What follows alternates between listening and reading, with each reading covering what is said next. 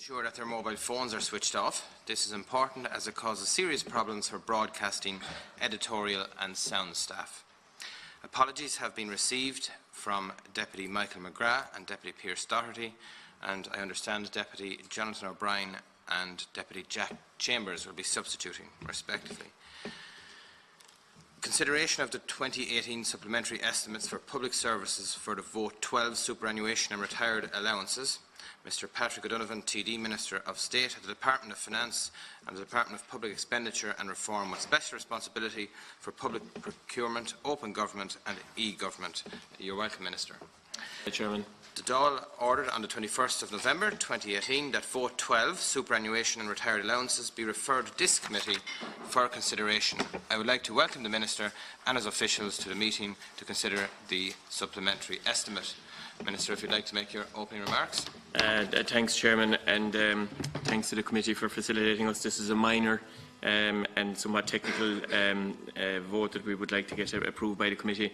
I'm here this morning to present to the committee a proposal for a net supplementary estimate of €1,000 in respect of Vote 12, the superannuation and retired allowances. The supplementary estimate in respect of superannuation vote will bring the 2018 estimate for the vote to €584.9 million gross and €366.2 million net. The supplementary estimate arises from higher costs and forecasts for the year under the pension scheme for the established civil servants.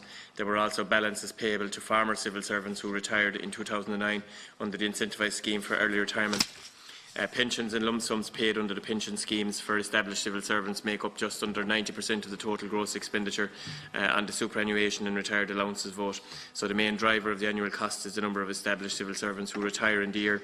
It is particularly difficult to estimate the number of retirements from one year to the next for the following reasons. The majority of established civil servants may choose to retire within a 5-year window between the ages of 60 and 65. In addition to this, a number of people aged under 60 retire each year under the cost-neutral early retirement scheme or on the grounds of ill health. Each year, a number of former employees become eligible to claim a preserved pension entitlement. And finally, the average pension benefits lump sum and pension that will fall to be payable to new retirees in any given year will be depending on the grades and years of service of that specific cohort of retirees. The 2018 gross estimate for Vote 12 was €569.9 million, which was based on a forecast of 1,585 retirements from the established scheme. As a general rule, for each person who retires, the once-off lump sum paid out is 3 times the size of the annual pension. Accordingly, increases in retirement levels have a particular effect on subhead A4, which provides for the lump sum payments to established civil servants. Subhead A4 is therefore a key driver of the expenditure variance on the vote in any given year. To the end of October, €88.5 million has been expended from subhead A4 compared to the original 2018 full-year estimate of €94.2 million. It is now estimated that the gross expenditure of the vote for 2018 will be in the region of €584.9 million, some €15 million in excess of the gross estimate of €569.9 million as voted previously by the Oireachtas. The committee should also note that the level of gross supplementary estimate being sought will be mitigated by anticipated levels of appropriations in aid. Appropriations in aid were estimated at €203.8 million for 2018. To the end of October, receipts of some €191.8 million have been received. In particular, receipts with respect to the single public service pension scheme are ahead of profile year to date. Total appropriations are now projected at €218.8 million by year end, €15 million more than originally expected, and this is where the problem arises that I am seeking your approval for. This excess amount will act to reduce the net effect of the gross supplementary estimate. In conclusion, I am satisfied that the appropriate supplementary estimate of €1,000 net will confer the necessary legal authority to meet the pension entitlements of the civil servants expected to retire upon the end of 2018. I commend the supplementary estimate to the committee, and I am happy that the committee would consider it. Thank you, Minister. I'm happy. It's pretty straightforward. Okay. Thanks, Chair. Apologies I was delayed, but it sounds like a procedural matter, so it is. I thank the Minister. to thank the Minister for assisting the committee in consideration of the supplementary estimate. As the committee has now completed consideration of the supplementary estimate, vote 12, superannuation and retired allowances, the Clerk will send a message to that effect to the Clerk of the Dáil in accordance with Standing Order 90. Under Standing Order 82.9, the message is deemed to be the report of the committee. I propose to suspend the meeting for 5 minutes prior to moving on to item number 2 on the agenda, if that's agreed. Agreed. The committee will now proceed to consider the Data Sharing and Governance Bill 2018, which was referred to the Select Committee by order of the Dáil on the 8th of November 2018. Subject to the agreement of the committee, where the committee states proceedings have not concluded by 1 p.m, is it proposed that the meeting will be adjourned until that time? Adjourn for the day, or adjourn to... Yeah, Select Committee, yeah. There are 31 amendments tabled. We will now proceed to the consideration of the bill. Minister, section 1.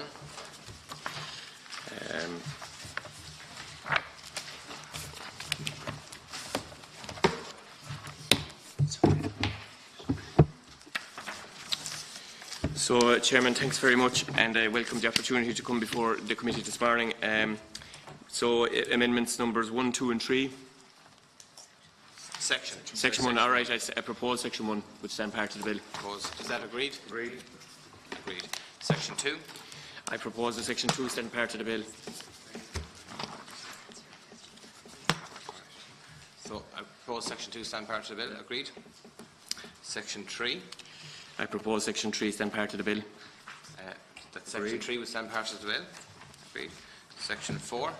I propose Section 4 stand part of the bill. Is it agreed? Section 4 stand part of the bill. Agreed. Section 5. I propose Section 5 stand part of the bill. Agreed. Is agreed. Section 5 stand part of the bill. Section 6. I propose that Section 6 stand part of the bill. Is agreed. Section 6 stand part of the bill. Agreed. Agreed. Section 7, Amendment 1. Um, And 1 to 3 inclusive are related and will be discussed together. Thanks, Chairperson. I am proposing a set of technical amendments to Section 7 which concerns the direction of the Bill in the Social Welfare Consolidation Act of 2005.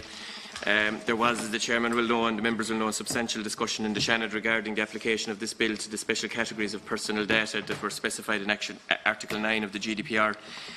This is in respect of any personal data revealing a person's racial or ethnic origin, political opinions, religious beliefs or trade union membership, as well as their genetic and biometric data and data concerning their health, sex life and sexual orientation. On foot of this, the Shannon agreed to an amendment that inserted a new section, Section 5, that specifically prohibited the use of this legislation to share special category data referred to above. I also accepted a number of amendments to Section 7 that would provide that in the event of any part of the public service identity constituted special category data, it would not be possible to share that special category data under this bill. Having discussed the amendments further with the Office of the Attorney-General, I have decided to propose a technical amendment to this section. Amendments 1 and 2 are therefore proposing to delete the wording that was agreed in the Shannon and replace it with the wording proposed in Amendment number 3.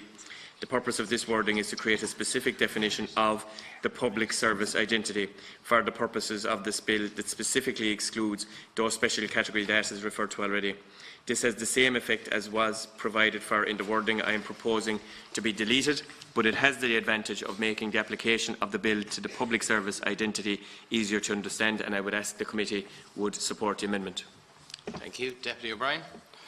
Yeah, Minister, obviously, as you said, the first 2 amendments were amendments which were agreed by the government in the Shannon. You're now proposing to delete those and substitute it with another amendment. To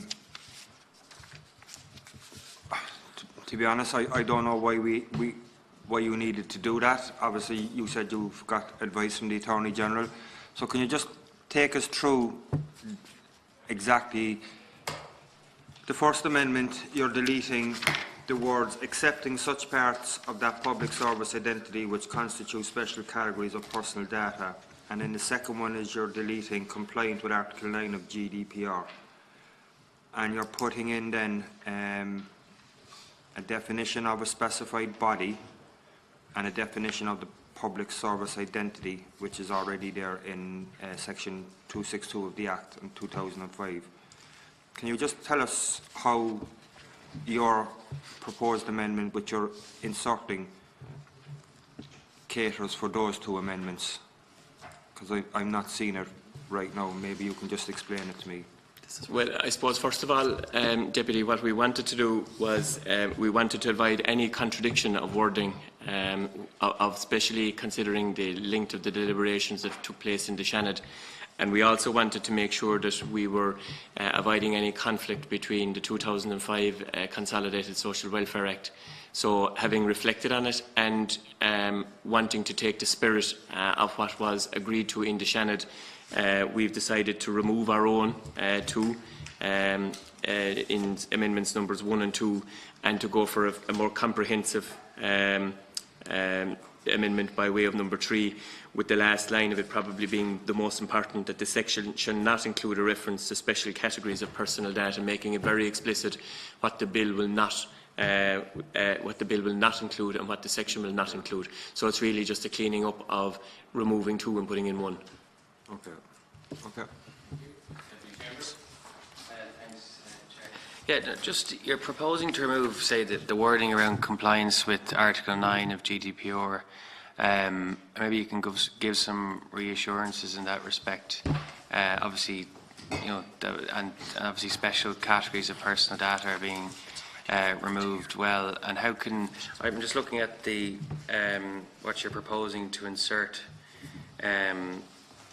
You're inserting something that specifically says shall not include a reference to special categories of personal data. Yeah, I think, Deputy, if your question is pertinent, because the last line of Section 2 in Part 1 refers to the special categories of personal data, means information referred to in Article 9 of the General Data Protection Regulations. So the GDPR is referred to several points throughout the bill. And it is, you know, inherently built into the bill. We have at later stages and at later sections of the bill, we have clear references to the GDPR.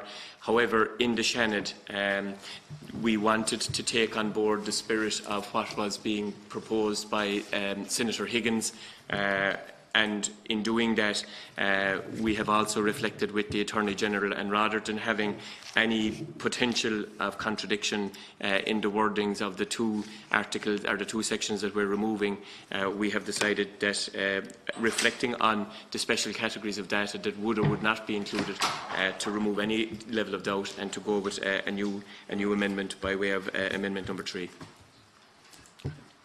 Thank you. Johnson, Deputy Ryan, sorry. To be honest, Minister, I would be happier to leave in the amendments which were accepted in the Shannon.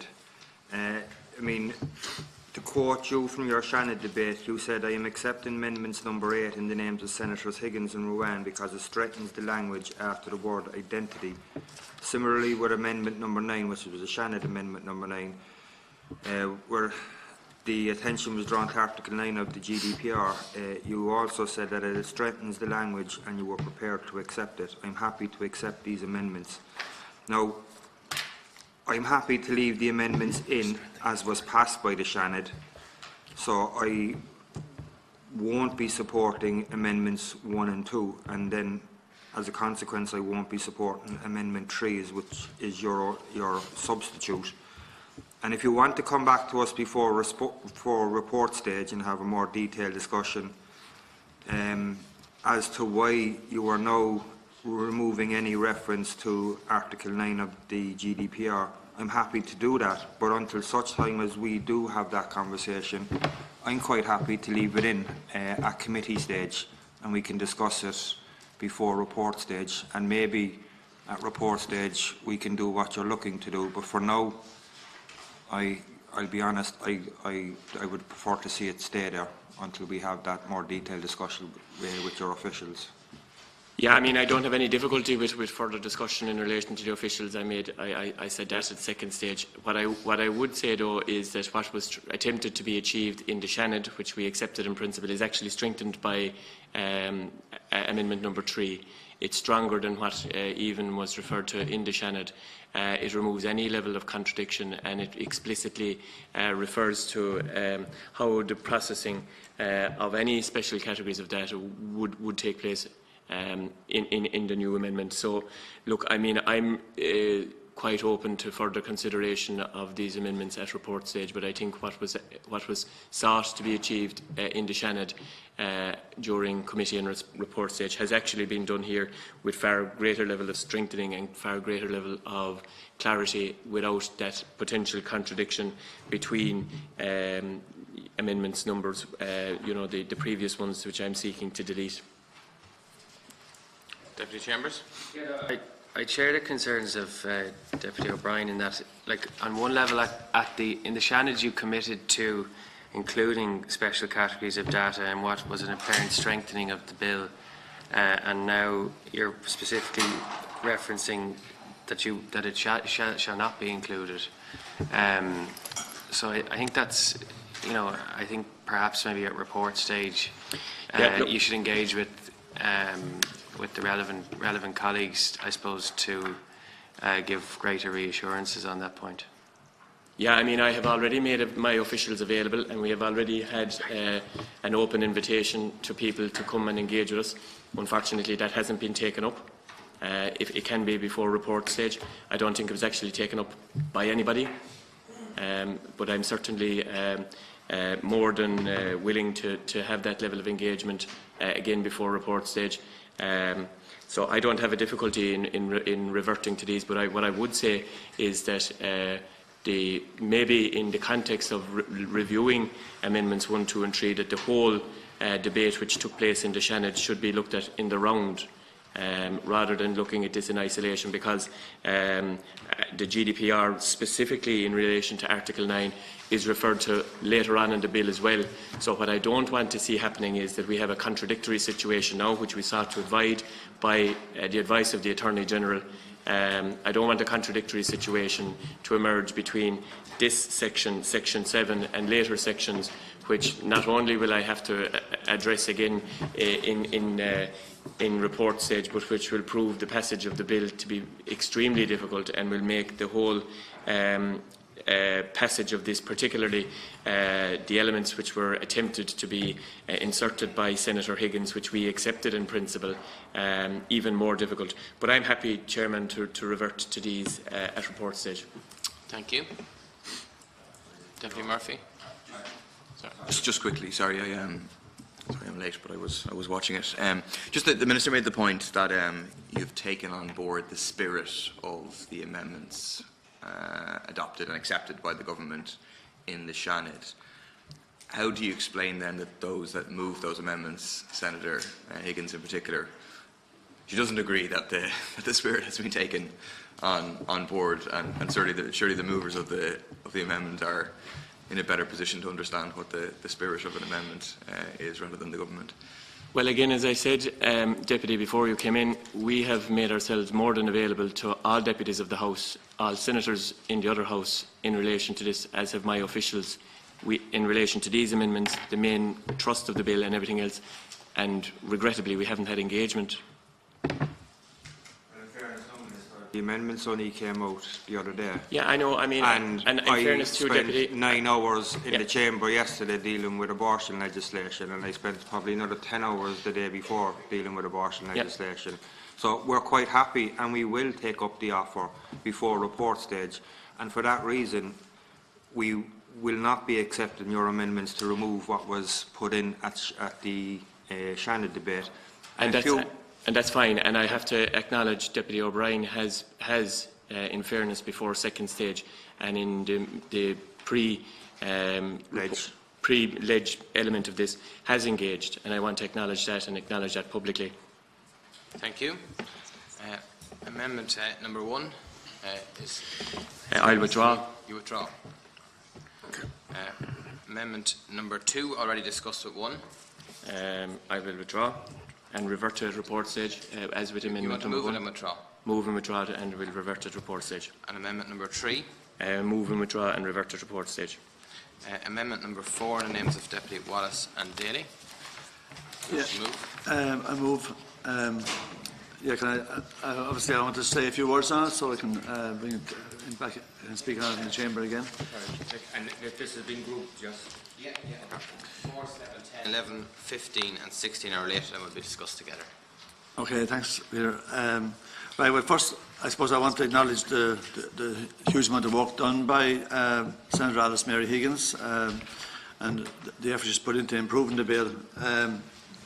I acknowledge that second stage, that the Minister and his department engaged with Senator Higgins and either accepted many of her amendments or else came back with government amendments to improve the bill. But there are still a lot of issues with the bill as passed by the Senate, and our amendments seek to address these issues. But many of the Minister's own amendments here today seem to roll back on amendments that he accepted in the Senate. The problems with the bill that our amendments try to address mostly relate to how the bill, particularly in Section 7, interacts with the Social Welfare Consolidation Act 05. The Minister, when summing up at second stage, dismissed our arguments in relation to the Social Welfare Consolidation Act, but this bill will, whether the Minister admits it or not, consolidate the state's prolonged attempt to coerce the citizens to agree to large-scale processing of their data. The government's attempt to finally provide a legal basis for this kind of data processing. A number of times during the Senate debate, the Minister openly admitted that the bill was an attempt to provide a legal basis for something that was already happening. So he openly admitted that the kind of large-scale processing of personal data that the state has been engaged in for many years now is basically, as we speak, still illegal. However, the GDPR will still make this type of coerced consent illegal, even if the government passes this bill without our amendments, and the state will still be open to considerable fines for violation of the GDPR. Prior to the GDPR, EU Directive 95/46 made coerced consent illegal, and the law around consent has been strengthened further with the GDPR. Article 411 of the GDPR clearly sets out one of the requirements for valid consent: it must be freely given. The Article 29 Working Party published guidelines on consent in November 17 to guide people in relation to the consent requirements in the GDPR. It states, and I quote, "As a general rule, the GDPR prescribes that if the data subject has no real choice, feels compelled to consent or will endure negative consequences if they do not consent or withdraw their consent, then consent will not be valid. Therefore, the data subject must have control over his or her personal data and must not be coerced into consenting. Withholding a pension payment from an elderly woman for 18 months because she refused to register for a public service card is clearly coerced consent and a form of state coercion. Withholding basic state services from people because they object to the once-only principle and large-scale ad hoc data sharing is coerced consent." I hear a lot of people say that they have nothing to hide. They don't care who has access to their data. So why should we be worried about this? Well, we would argue that they're missing the point. The Minister and many others will say that the administration of public services needs to be efficient, and I completely agree with that. But there is a basic legal and human right to privacy, for example, in the EU Charter of Human Rights, and even if people don't really care about this right or say they have nothing to hide, it still exists. We cannot be selective in how we respect and observe basic human rights. The state should not act illegally, and we should not tolerate the state willfully and openly acting illegally, even if we do not specifically put much pass on data privacy, and we should not tolerate state coercion in any form. When explaining his decision to refuse Senator Higgins' same amendment in the Senate, the Minister explained his decision by saying that he could not accept amendments that would be in direct conflict with provisions relating to the Public Services Card set out in existing legislation, referring to the Social Welfare Consolidation Act. But this amendment, Amendment number 4 and Amendment number 7 also, are not in any conflict with the Social Welfare Consolidation Act. This bill interacts in a hugely significant way with the Social Welfare Consolidation Act. Section 247C of the Social Welfare Consolidation Act, as amended, states that the Minister may require any person receiving a benefit to satisfy the Minister as to his or her identity. This, of course, is a completely reasonable requirement. Section 247C(3) of the Act specifies the manner in which the Minister may be satisfied. It essentially describes the Safe2 verification process for registering a person's identity. But the problem we have is with what the state are trying to do here is that the aim of the Public Services Card and the Safe2 process is not just verification. The aim is to coerce consent to data sharing. It is to enable the creation of a massive database of citizens' data, otherwise known as the single customer view. However, Section 247C(3) of the Social Welfare Consolidation Act does not state that the purpose of going through the verification process, or SAFE2, is to have your data entered into a national database, or that your data will be shared with 150 other public specified bodies. Section 247C(1) also makes it clear that the purpose of the verification process described is, to quote, to satisfy the Minister as to his or her identity. Once the person's identity has been verified, once the Minister is satisfied as to the person's identity, there is absolutely no legal basis for any more processing of that person's data unless you have obtained that person's consent. This bill is the Government's way to establish this legal basis. So the point of our amendments, numbers 4 and 7, and also number 16, is to provide a solution to this practice of coercing consent, so that a person does not have to register for a public services card or agree to the processing of their public service identity data set to access basic services. There has to be an alternative. As I said, we do not have a problem with the SAFE2 verification process per se. Verification of identity is obviously essential, but the state has, with the public services card, created a bizarre situation where verification of identity leads inevitably to large-scale sharing of personal data. We either need to separate the two, verification of identity and large-scale data processing, or we need to provide an alternative to the public services card as a processing of verification. Just on Amendment 5, our Amendment 5 proposes to use the definition of data sharing provided by Digital Rights Ireland and Castlebridge Associates in their joint submission on the proposals for the bill. One of the bigger problems with the bill, as initiated, was that it failed to distinguish whether the sharing to which it referred was a case-by-case exchange of data for a specific purpose, or the creation of a large-scale database like the customer services view with no specific purpose. The Minister introduced a government amendment at report stage in the Channel that I acknowledge went some way towards addressing the lack of specificity in terms of an understanding of what constitutes data sharing.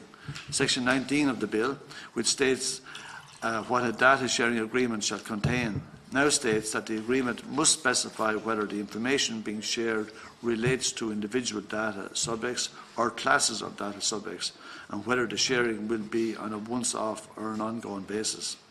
This is We're dealing with Amendment 4, and sorry, 4, 7, 10, 11, 15 and 16. 5 is as well, isn't it? No, 5. No. Oh, sorry. No, separate. Sorry about that. I thought they were all thrown in together. My mistake. 4, 7, 10. 11, 15 and 16. Okay. Okay. Well, I'll just finish up. I'll keep it all day on 10.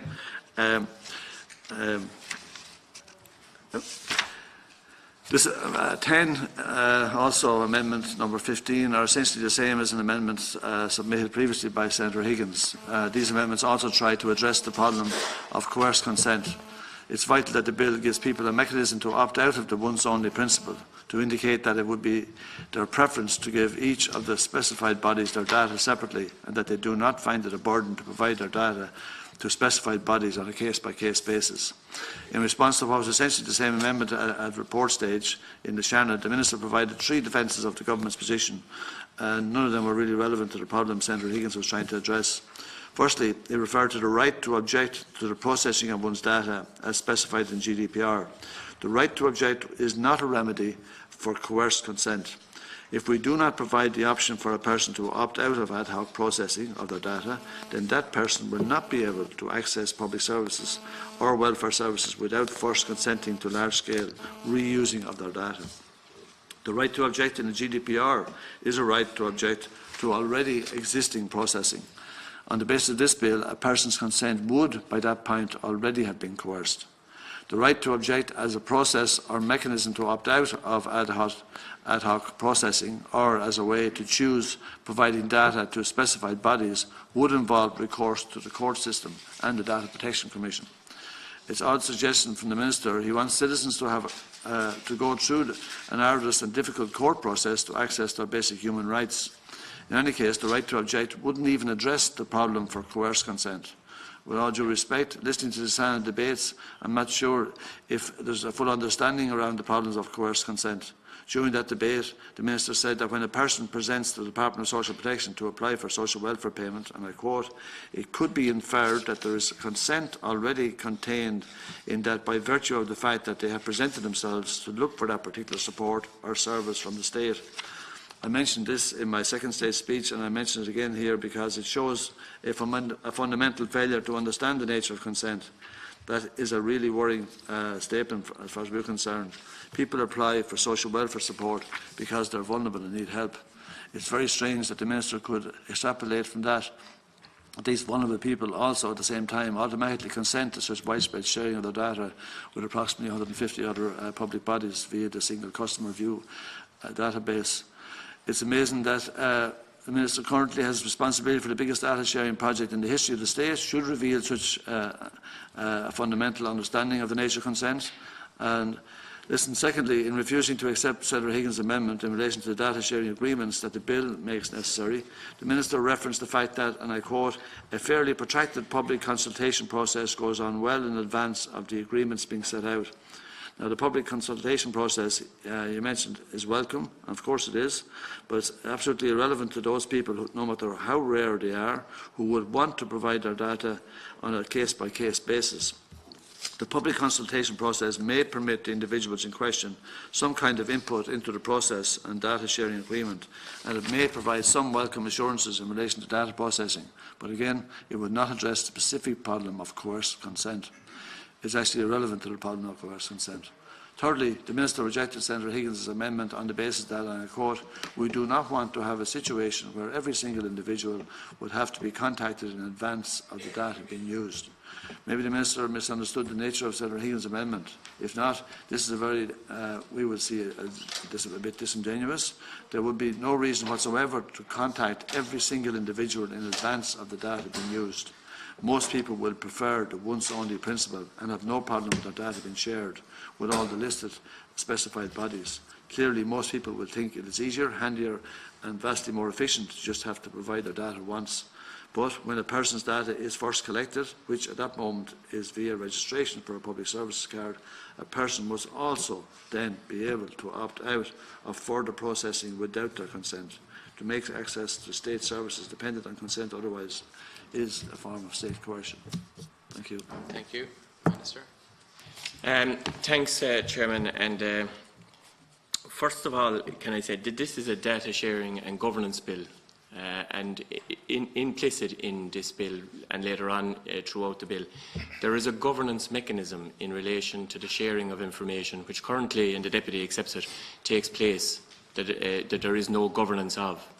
And at the very start of this bill, I think it's important to say that there is data sharing currently taking place in this country, legitimately, that people want to take place, including, for instance, at the birth of a child. When that child is born, that social welfare become aware of that child's existence, and the parents, for instance, can derive a social welfare payment. I don't think anybody would expect that we would be trying to undermine that. Neither do I think anybody would be expecting that it should be undermined, that if a person works in 7 or 8 different elements of the public sector, that information with regard to their pension entitlements shouldn't be collated, and that consent is inferred. And what I said in the Shannon and has been accurately referred to here, I stand over. There is public sector data sharing currently taking place in this country for which there is no legal basis, but for which people want to continue because they want the services to be derived from. And in order to make sure that we get a legal basis for all of those sharings of public data, we want to put a legal floor underneath them. And in doing that, we have a data sharing governance board as well.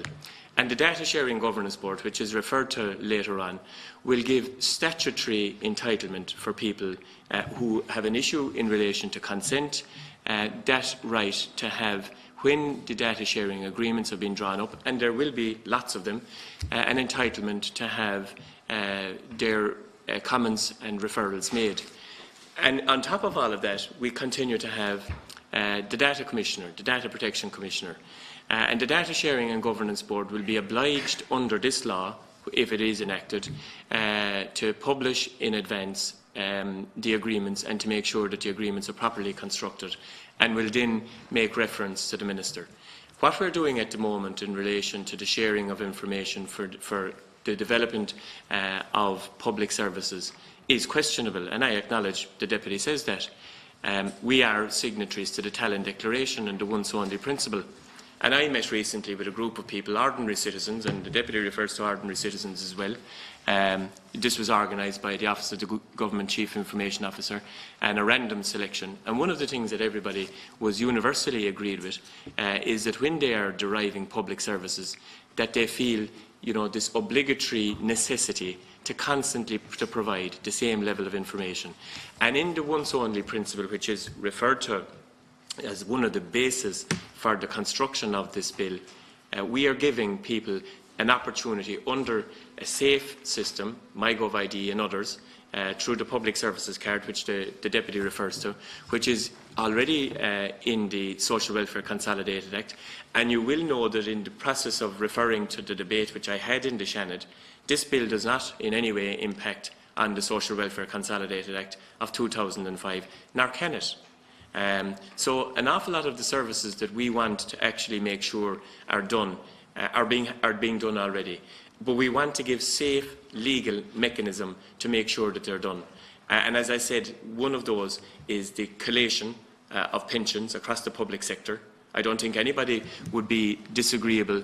And I was in earlier on in relation to a supplementary budget. If a person moves from an education and training board to the civil service, to a semi-state company and to a primary school, should those people not have access to a system where all of their information can be shared? And there will be, and I said this in the Shannon, there's likely to be thousands of agreements that will be put in place, overseen by a board, which is laid out in the bill. And the first thing we have to ask ourselves is the current system better or worse than having an independent governance board who will oversee the building, examination and implementation of all of those data sharing agreements, which are currently taking place in a vacuum, because there's no legal basis for it. And, you know, just in relation to the whole element of consent as well, Article 6 of the GDPR provides for consent as one of the lawful reasons for the processing of data. And other reasons include compliance with existing legal obligations. And as well as that, you know, in the Shannon, and it hasn't been referred to here, but in the Shannon, we took on board, for instance, Senator Higgins's suggestion of necessary and proportionate. And I have no problem in saying here this morning that it was a very good suggestion, and it has now been incorporated into the bill. But the very construct of what it is that we're trying to do is going to be, you know, the trust of these amendments. Do we want a safe mechanism for the sharing of public data, for the collation of data for public services, or don't we? Because it's currently taking place. Do we want an independent governance board that will oversee it? Do we want to have the public have a right to oversee and have an involvement in the drawing up of agreements that are going to be put in place, have that public consultation, and have those public consultations published, you know, and have people have access to it? Because we don't have any of that at the moment. What we have at the moment is a kind of an ad hoc system that's taking place. Is it legally sound? No, it's not. But should the pensioner or should the social welfare recipient, namely the mother of the new child that's born today, should they have to have access to the once only principle? I think they should. I think it's only right and fair that the person that deals with the Government of Ireland has access to the once only principle, so that when they engage with the government in relation to services that are governed by an independent governance board set out in an agreement that's put in place after protracted public consultation, and as well as all of that, having you're still independent of it, a data protection commissioner that will oversee the implementation of it. I think that's perfectly reasonable. Listen, I don't disagree with the option being there, and it makes a lot of sense. All we're saying is that that people should have the option of opting out, that they shouldn't be. And listen, the vast majority of people will be very happy with what you're putting in place, but you've got to give the option to opt out, and if you don't want your data shared, and if you do actually want the laborious job of actually having to go through the rigmarole of actually presenting your data to all these different agencies in a singular basis. But so I mean, there's a lot of sense to this. Can I just ask? I mean, can I, through the chair, can I ask then, in relation to the principle of consent, a new mother would have to fill out a form saying that she has no problem with consent. That's actually the net result of what it is that we would be doing. There'd be no point in having this in the first instance, and the actual public service sharing of data that's happening as we speak today will be completely undermined. Not only will the people who currently avail of public services, and I would use the analogy, for instance, as well, of people that are in receipt of third-level grants and may need to have information shared between revenue and social welfare and whoever. We will wind up in a situation where we will add a massive burden on the consumer of public services if we don't give a legal floor to what's currently taking place. Now, I don't believe that the houses of the Oireachtas want to have a situation where we inundate people who are ultimately the public service users and the customers of our public services with that level of bureaucratic overload, because I don't think we'll be thanked for it. I'm not suggesting that you introduce this bureaucratic overload. The vast majority of the population will sign up to what you are creating. Right? But you're asking that they will have to sign up to it. All I'm asking is that an individual will actually have the right to opt out. But you're asking, in effect, that the person would have to sign up to it. And that means if I'm applying for a SUSI grant and I have a social welfare element, I have a SUSI element, and I have a revenue element, and a Department of Agriculture element, for instance, I might have to carry around, because of what you're suggesting, and I don't, I'm not knocking it for the sake of it, because this is something that we discussed at length in the Shannon. We will have people in a bureaucratic swamp if we go down that road. And the whole principle of what it is that we're trying to achieve, which is to make the sharing of data between body A and body B legal, and I think everybody accepts that at the moment what's there is not acceptable, we will wind up putting people into a very difficult, very ambiguous situation. We will wind up with pensioners in the public sector in a very difficult situation, and I don't think anybody, there's 320,000 people currently enrolled in various different elements of public sector pensions. The net result of what we're going to do, if your amendments are pressed, is we're going to put them in a very, very difficult legal position. Okay, listen, obviously we can debate it further in the chamber, right? But I mean, obviously, we have a different, I don't see why the whole thing should become so democratic, so bureaucratic, and that you can't put what you're wanting in place without actually giving the odd individual the right to opt out.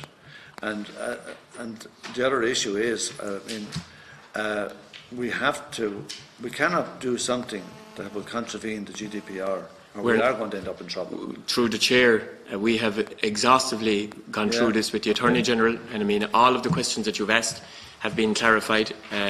But I know, as a constituency TD, no more than everybody else here, I'm sure that you deal with people, for instance, with SUSI grants. Can you imagine what life will be like in the month of August if they have bundles of forms under their arms going around the country from body A to body B to body C, because there is no legal basis for them to share information? No, that's not the issue. No, we're not recommending that at all. Well, what you are they will have to, for each individual public body that would be necessary, they will have to give a written form of consent. No. Deputy O'Brien. Anyway, look at it. We're going to have the house from home. We'll deal with it again in the chamber. That's okay. I think, Minister, you're misunderstanding what's being proposed. I mean, what's being proposed is that if somebody opts into the once-only principle and they submit their data, there is an implied consent there that that data can be shared. And I think what the amendments are trying to achieve is that there is some mechanism there for an opt-out for an individual. So, and maybe if I'm wrong, Mick, you'll correct me, but it's my understanding that there would be an implied consent once you opt into the once-only principle but there would be an option if you wanted to opt out. So it's not a case of that everybody would be walking around with bundles of paper under their arm for different bodies, because once you give your data, that data can be shared under the provisions of the bill. But there needs to be some opt-out provision put in there for individuals who don't want their data to be shared. And the reason, and here's the other thing that I have an issue with, in terms of the personal access portal that's going to be in place, where somebody can view what data has been shared and then they can request that that data is deleted. But that's after the fact. That's my understanding anyway, that you can only ask for data which has been shared to be deleted after it has already been shared. So I can completely understand where Deputy Wallace is coming from, and in fact we will be supporting his amendments if he decides to press them. And if he doesn't decide to press them, I think a discussion and a conversation needs to happen before report stage, because we're not drafters of legislation. We don't have access to the Attorney General, you do. But we're telling you that, as public reps, we want to see some mechanism put in place that will allow individuals to opt out of the data sharing right across the system if they so choose. Now, we don't know how many of those people will opt out. Maybe a very small number, but it should be there. Just Chairman, look, Deputy Wallace and Deputy O'Brien, look, I'm not trying to in any way dismiss your concerns, and I have legitimate concerns myself, particularly in relation to the way data has been handled in the private sector, and we have recent examples of it. But Deputy Wallace, you've done an awful lot of very positive work in relation, for instance, in relation to penalty fines. Can you imagine a situation where a driver would not give their consent to have penalty point information shared between one arm of the state and the other, the Department of Transport and the Gardaí? You could have a situation, and I don't think anybody would want it, you could have a situation, for instance, that I would not consent to have my penalty points shared between the collector, the guard on the side of the road, and the driving licence authority, because I have specifically requested under an amendment that I would have, that you've asked me to accept here today, I would have the ridiculous situation of where I did not give my consent, or I looked to have my consent withdrawn from one public body sharing information with another. Or you could also have another ridiculous situation where a person who is not, for instance, tax compliant, having a situation where other agencies of the state, whether that's the Department of Social Welfare, Agriculture, or any other state agency or entity that is responsible for payments of monies, you could have a situation where, just because I don't give my consent, I'm not having my information shared. And you could have a situation up to and including that, for instance, being whether it's the Sheriff's Office, whether it's the Companies Registration Office, the, any element of the state in where there would be financial fraud, where the Revenue Commissioners would be currently in the position of sharing information. You would have the ridiculous situation of, because I didn't give my consent, we would be basically binding the arms of not only the guard on the side of the road or the Revenue Commissioners. So I can't accept these on that basis. I don't agree that would happen, but listen, I actually find it interesting that you mentioned penalty fines, because it just reminds me of the pulse system, which I'd have serious reservations about. I only met a fellow last Sunday who discovered only lately that about 6 years ago he was stopped at a checkpoint, and he was there was a fellow in the car with him who happened to be a suspected dissident IRA member, and it went up on pulse. Now, your man didn't know anything about that, but he's just discovered that he was up on pulse for being in a car with a guy that was suspected of being engaged in illegal activity. How mad is that? But just I support the amendments. I think the argument given by the Minister about the penalty points is spurious, and it's clearly not the intention of Deputy Wallace, and provision can be made. It's not the intention, it's the net outcome of what the change would mean. Sure, but then let's draft it appropriately so it doesn't apply where you have necessary sharing of information. Clearly someone shouldn't have the ability not to consent to something like that. But in other cases, the point is to provide for an effective opt-out and to make that real and mean that people have like informed consent, know what's going to happen to their data. And the essential idea of a one-line sign up and then an opt-out, I think, is a good way to achieve that. So can I just ask, this is a rhetorical question, Chairman, and I'll finish in. I think we've had a good discussion on it. Who is going to consent in this type of arrangement for all of the data sharing agreements that are going to be drawn up? They'll probably be in the thousands. Who is going to consent to have, or how many people does the Deputy suppose would consent on that basis for data sharing agreements that are drawn up with the revenue commissioners and other agencies? I think a rhetorical question means it doesn't want an answer. No, but I mean, maybe you might like to enlighten me as to how many people you would expect wouldn't agree to The it. point is, you don't allow people to opt out of those things. Like that's That's not where we're going. That is exactly the net result of this. No, it's not, no. Chambers is looking to get in there as well. Sorry. I know we're talking about that. I think I've looked at Deputy Wallace and Deputy O'Brien's. I know Deputy O'Brien's amendment says that I think the wording of it is that the public body may disclose personal data to another public body in case. So I think, are you including, that would be each case by case, just in terms of the wording of it?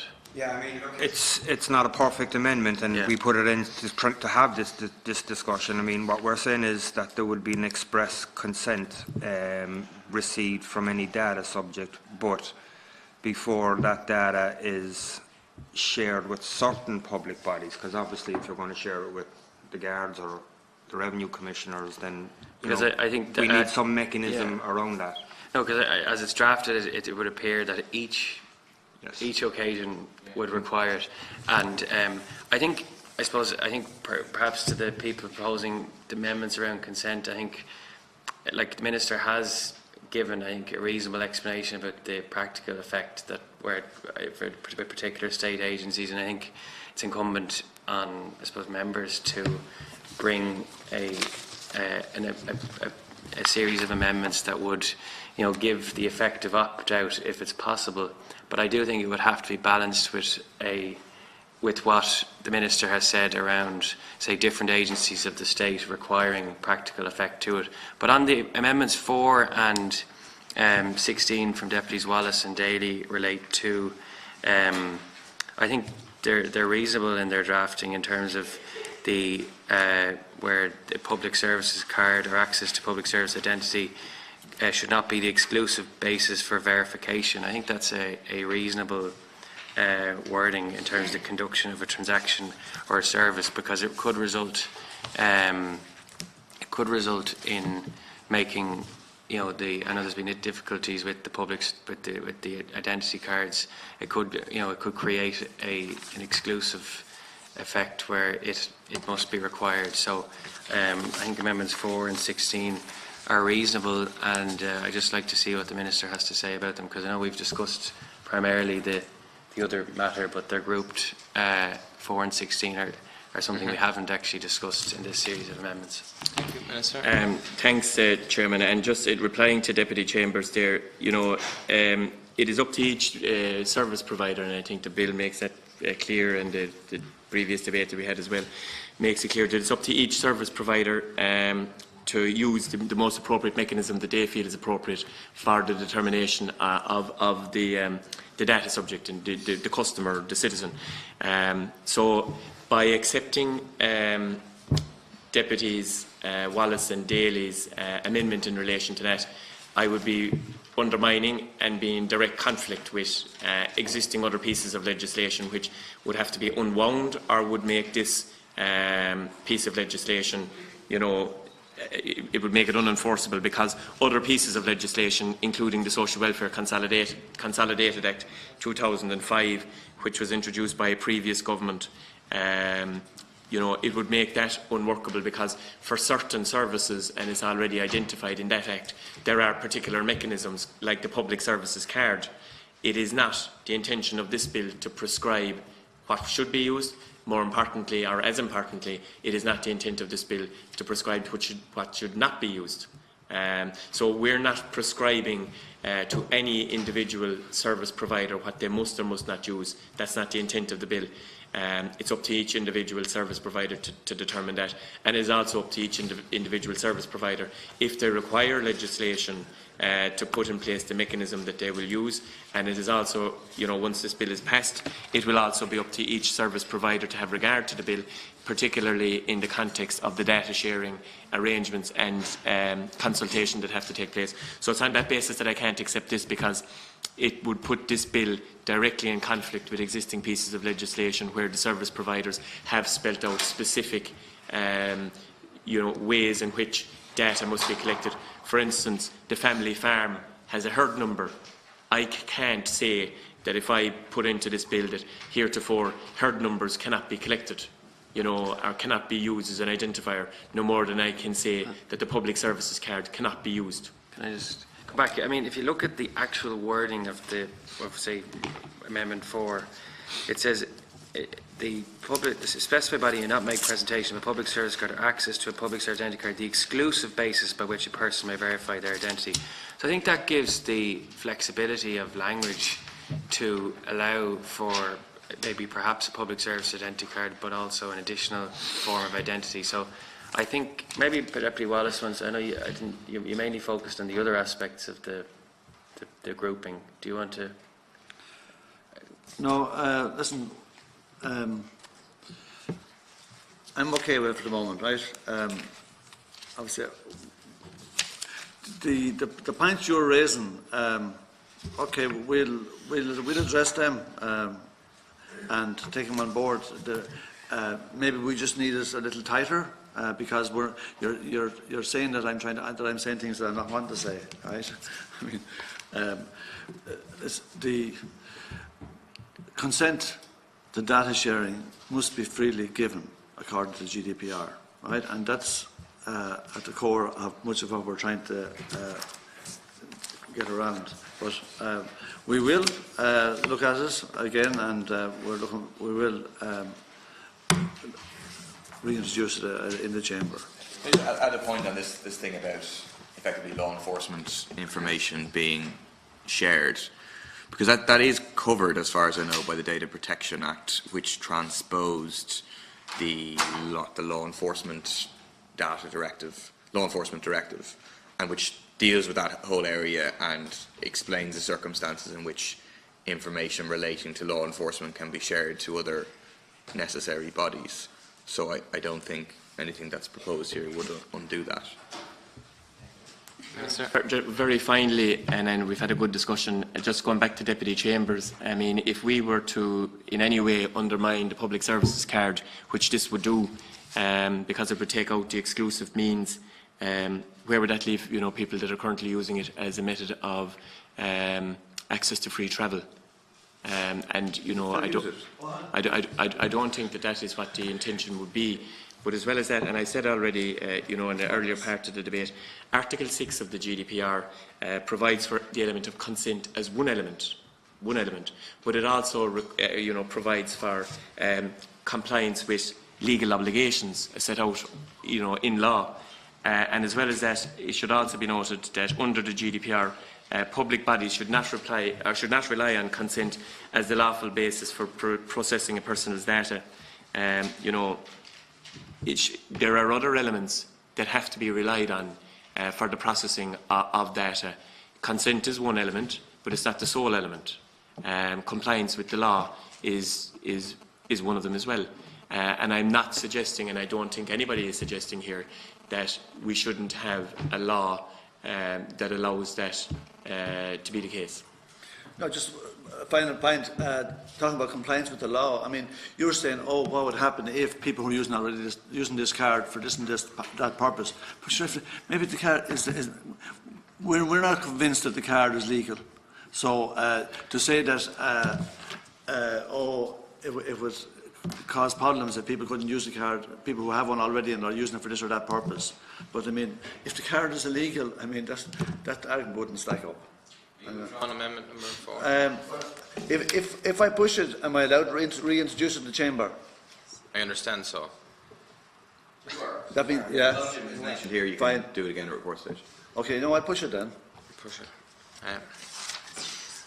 So the question is that on amendment number 4, that the amendment be made. All those in favour say Tá. Tá. All those against say Níl. Neil. I think the question is lost. Vote all.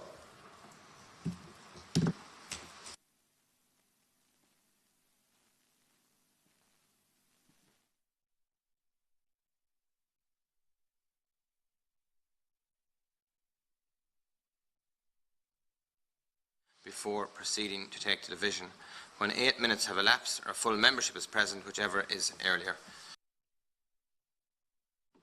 There is now present, the doors shall be locked and the division will now be taken. On the question that the amendment be made, a division has been challenged. Pursuant to standing orders, the division will now be taken by the clerk of the committee.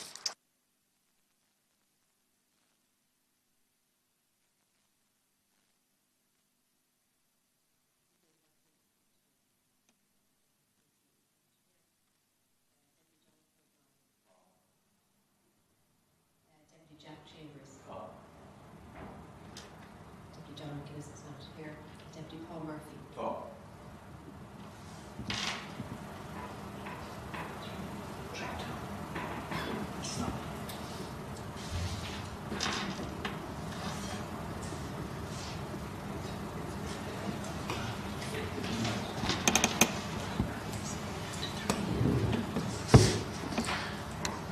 So it's 3 Tá, 2 Níl, and that the amendment be made.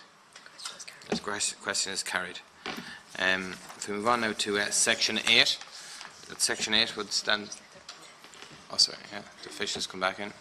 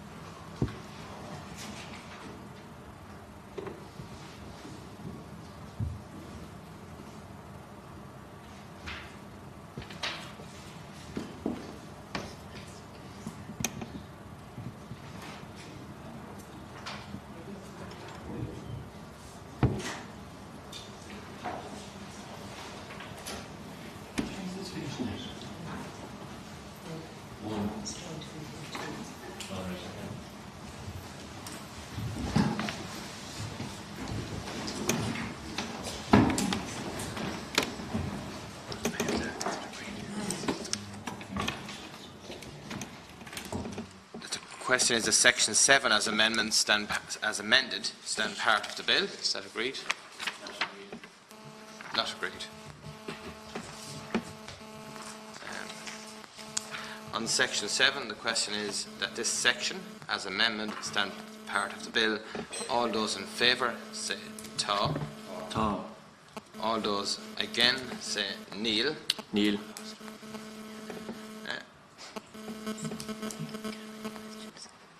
I think the question is carried. Chairman, it would be my intention to bring a report stage amendment. Right. Section 8. Move that section 8 stand part of the bill. Section 8 stand part of the bill. Is that agreed? Section 9, Amendment 5. 5 and 6 are related and will be discussed together. Deputy Wallace to move. So move, yeah. Yeah, I started on this before I start again. Our Amendment 5 proposes to use the definition of data sharing provided by Digital Rights Ireland and Castlebridge Associates in their joint submission on the proposals for the bill. One of the bigger problems with the bill as initiated was that it failed to distinguish whether the sharing to which it referred was a case-by-case exchange of data for a specific purpose or the creation of a large-scale database like the single customer view with no specific purpose. The Minister introduced a government amendment at report stage in the channel that I acknowledge went some way towards addressing the lack of specificity in terms of understanding of what constitutes data sharing. Section 19 of the bill, which states what a data sharing agreement shall contain now states that the agreement must specify whether the information being shared relates to individual data subjects or classes of data subjects, and whether the sharing will be on a once-off or an ongoing basis. That is progress, even though these specifications or details might also be included in the definition of data sharing in Section 9 of the Bill. The changes or improvements to this part of the Bill were a result of another amendment submitted by Senator Higgins, who was, like ourselves, also relying on the Digital Rights Ireland and Castlebridge Associates' definition of data sharing. In the Channel, the Minister said that a simple definition of data sharing is necessary, without really explaining why simplicity in the definition is so important. This amendment proposes to define data sharing as a process, not just as a set of actions.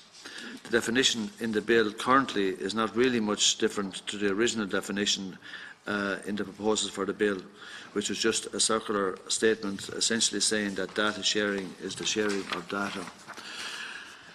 We're proposing a definition that suggests a system that might be subject to governance. The definition of data sharing at the moment is broad to the extent that it will inevitably lead to further functional creep, as we have already seen with the Public Services Card and its expansion. This is linked with Amendment 6. Yeah, 5 and 6 are related, With 6, while data sharing is defined in the Bill, there is no definition for data governance, which is odd.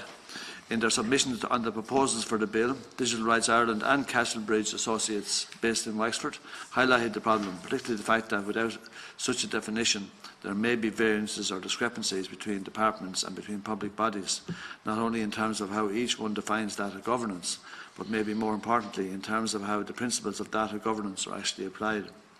They believe, and they have considerable expertise in the area, that there should be a clear, centralised standard definition of the term in the Bill, and we are offering the example they put forward in their joint submission as a possible definition.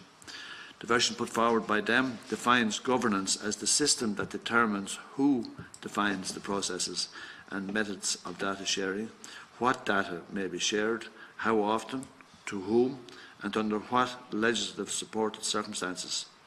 They also make the point that governance must involve not only decision rights, but also accountabilities, in order to ensure the systems and processes under governance operate effectively. Thank you. Thank you, Minister. Thanks, Cahir. Look, Amendment number 5 seeks to change the definition of data sharing in Section 9. The definition of data sharing was the subject of considerable debate in the Shannon, and the proposed definition here is ambiguous. A simple, unambiguous definition of data sharing is what is required, and that is what we have provided for in the text of the Bill in consultation with the Attorney-General. Section 13 sets out the purposes for which data sharing can be carried out, and this section was amended following debate in the Shannon to provide specific purposes, and this proposed wording directly conflicts with that section. Accordingly, I don't propose to accept the amendment. Amendment 6 seeks to create a definition of data governance. While I don't have a problem with this in principle, the specific term is not used anywhere in the Bill and therefore does not need to be defined. We are, as the Deputies know, establishing a data governance board under the legislation, and its functions are set out in sections 46(1) of the Bill. The functions of the board are specified in the section include at section 46(1)(a) that the board shall advise the Minister on the making of rules, procedures and standards under section 64, which is by definition a definition of governance. These rules, procedures and standards will in effect be the agreed upon models which describe who can take what actions, with what information and when, under what circumstances, use what methods that the Deputies referred to in the proposed wording of the amendment. Unfortunately, I said because the term data governance is not specifically used in the Bill, I can't accept the amendment. Thank you. Are you pressing the amendment? Oh, I will, yeah. I mean, listen, there's been a lot of discussion in the last 18 months or so around all this, and the likes of Digital Rights Ireland and Castlebridge Associates have proven that they need to know more about it than any of us, and I'm happy to be guided by them. Thank you. So on amendment number 5, the question is that the amendment be made. Those in favour say ta. Those against say nil. Neil. I think the question is lost. What did you say, Jack? Okay, we'll bring it back. We won't waste your time. We'll bring it back into that chamber. Amendment number 6, Okay, Jack. already discussed with 5. I'll press. You press to move. Yeah. I move, sorry. Press it. And press. So amendment number 6, the question is that amendment number 6 be made. All those in favour say tá. Tá. All those against say níl. Neil. I take it the question is lost. That section 9 stand part of the bill. Is that agreed? Agreed. Agreed. That section 10 would stand part of the bill. Agreed. Agreed. Deputy O'Brien. Yeah, I have a couple of questions just in relation to section 10. Minister, just in relation to, it deals with the meaning of a public body. And there's a part of it there, it's subsection 10.4. It says the Minister may, at the request of a body that would not otherwise be included in the definition of a public body, with the consent of the Minister and who functions. And then it goes on to say that a body that is financed wholly or partly, whether directly or indirectly, by means of monies provided or loans made or guaranteed by a Minister of the Government, or issue of shares held by or on behalf of a Minister or Government. I mean, are we talking about private companies here? Are we talking about private companies that may have a service contract with a government department to provide a public service, therefore they are being partly funded by government through a contract?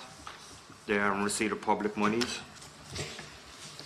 No, I mean, we discussed this in the Shannon as well, and part of the reason for this section is, you know, a minister in the future, we don't know what other type of public bodies may be constructed in the future. Okay. I mean, rather than having a situation where we're going to have to come back in the future, if a new public entity is established and amend this piece of legislation, we're allowing, you know, a situation to develop into the future. This is, you know, this is a just-in-case provision, really, just in case that there are public bodies that aren't covered by it, but it is not, because, again, as I say, this is a data sharing and governance board between public bodies, and those public bodies being defined under the bill. So private entities, you know, are not covered by this, because that would be a public body sharing information with a private body, which is not the intent or the provision of the bill. Thank you. Well, is it possible legally under the bill, if a minister wanted to designate a private company as a public body for the purposes of sharing data, is that possible? No, because you know, the bill makes it explicitly clear there in this subsection that you referred to that would not otherwise be included in the definition of a public body in subsection 1 with the consent of the Minister and the Government in whom functions in relation to that public body, that body are vested. So this body would have to have its functions vested with a Minister. And to do that, a body that has its functions vested with a Minister would have to be constituted under an Act of the Oireachtas. Okay. Okay, that section 10 stand part of the bill. Okay. Agreed. That section 11 would stand part of the bill. Is that agreed?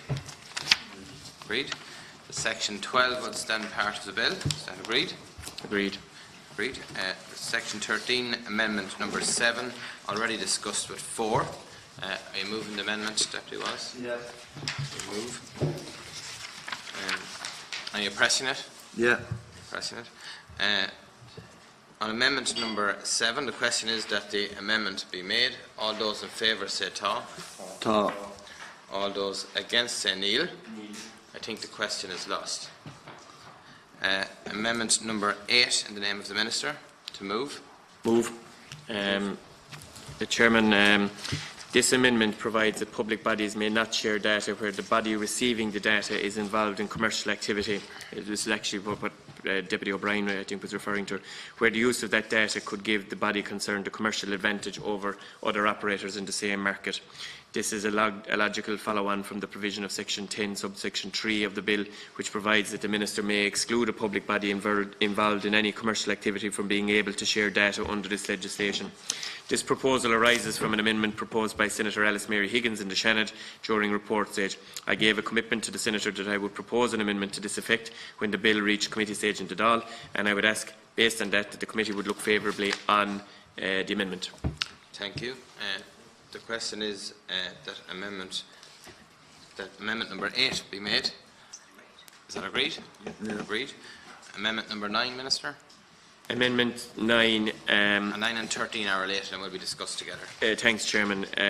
So one of the core requirements of the GDPR is that any processing of personal data, including data sharing, is necessary and proportionate, and this was something that was discussed at length in the Shannon, and I gave a commitment at the time to do so in order that it would not exceed what has been required. During the debate on the bill in the Shannon, as I said, a number of members of the House expressed a strong preference that wording of this legislation should reinforce the requirement under the GDPR. I accepted a number of amendments and to this effect in sections 13 and 19. I am now proposing to further strengthen the wording around with these two amendments to sections 13 and 19. Amendment 9 to section 13 sets out an explicit requirement that data sharing under this legislation shall not be lawful unless it is necessary for the performance of the functions of the public bodies concerned, and that the disclosure of the information concerned is proportionate in the context of the performance of the functions of the public bodies concerned and the GDPR rights of the data subject whose personal information is being shared.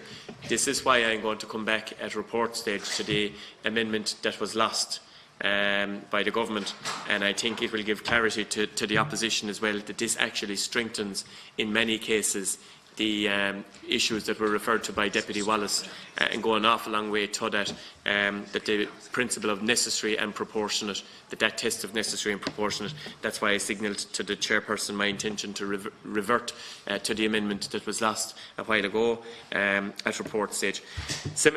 Similarly, Amendment 13 to Section 19 requires that as part of a data sharing agreement, the parties to that agreement must provide a statement setting out why the data sharing is necessary and proportionate. Again, this is a test that's going to have to be passed when the data sharing agreement is put out to public consultation and when the agreement has been drawn up in the first instance. The effect of these two amendments, therefore, is to strengthen the obligation on the public bodies to ensure that any data sharing they carry out is necessary and proportionate, and also to provide greater clarity as to what tests should be applied to achieve this. And I ask the committee to support these amendments, and it gives, and I think, in fairness, it gives identification to why I want to come back to the previous one at report stage as well. Thank you. Minister, we're happy to support both these amendments because I think it's consistent with the terminology in the GDPR articles and also the data protection legislation in terms of necessary and proportionate, and it is a commitment you made in the Shannon, and we're happy to support both amendments. Thank you. And the question is that the amendment be made. Is that agreed? Amendment number 9? Agreed. Agreed. Amendment number 10 is already discussed with 4. In the name of Deputy Wallace, do you wish to move? I was making the point to the Minister during the interval. I mean, the fact that the likes of the revenue and penalty points are in the public interest, that actually wouldn't be. GDPR allows for public interest issues, and there's no obligation for consent on matters of public interest. So I am going to press 10 as well. Yeah. Question number 10. On amendment number 10, the question is that the amendment be made. All those in favour say ta. Ta. All those against say nil. Neil. I think the question is lost. Okay, I'll bring it back in at the fourth stage. Amendment number 11. You're withdrawing it, Deputy O'Brien. And that section 13, as amended, stand part of the bill. Is that agreed? Agreed. Agreed. Section 14. Is that section 14 stand part of the bill? Is that agreed? Agreed. Agreed. Section 15 and section 15 stand part of the bill. Is that agreed? Agreed. Section 16 and section 16 stand part of the bill. Is that agreed? Agreed. Agreed. Section 17, amendment number 12, 12, 24 and 26 are related and will be discussed together. Minister, to move. I move.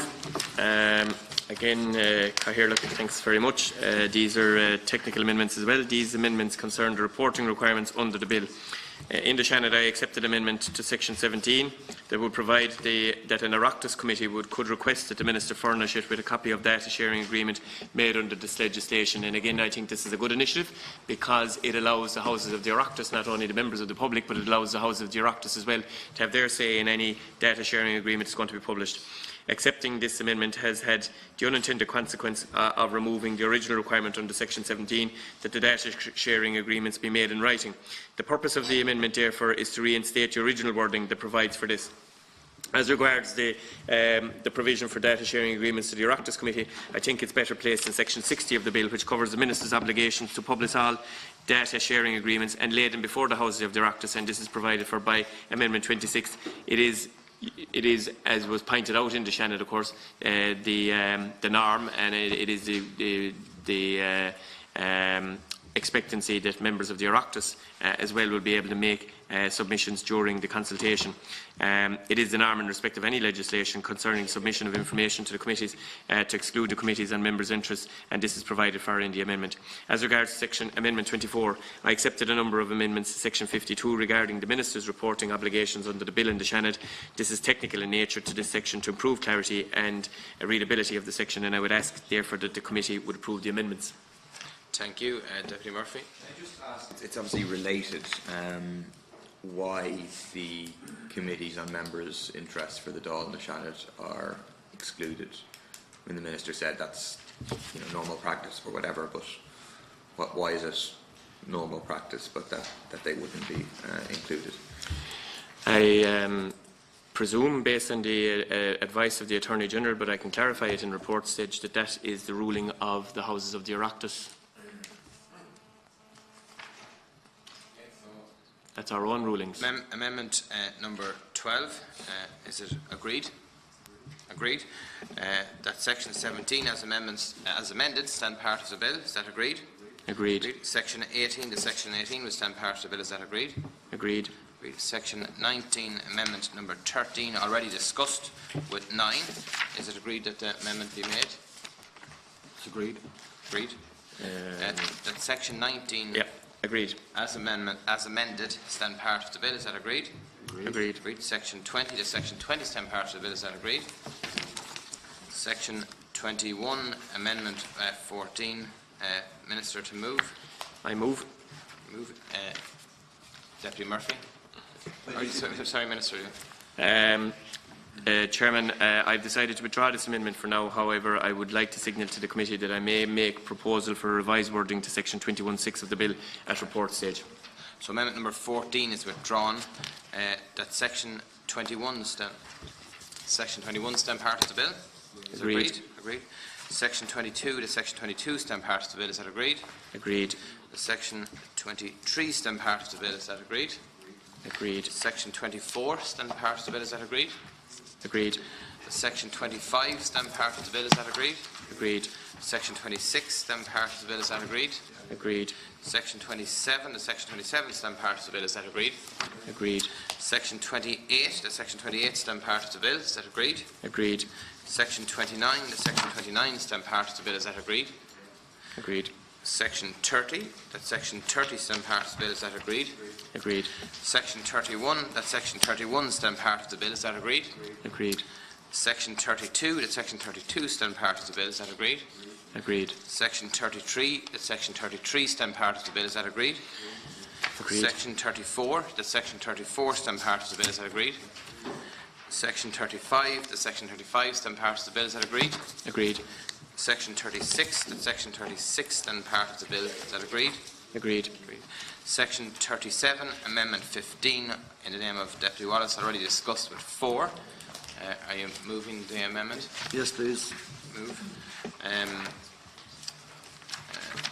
The question is that Amendment 15 be made.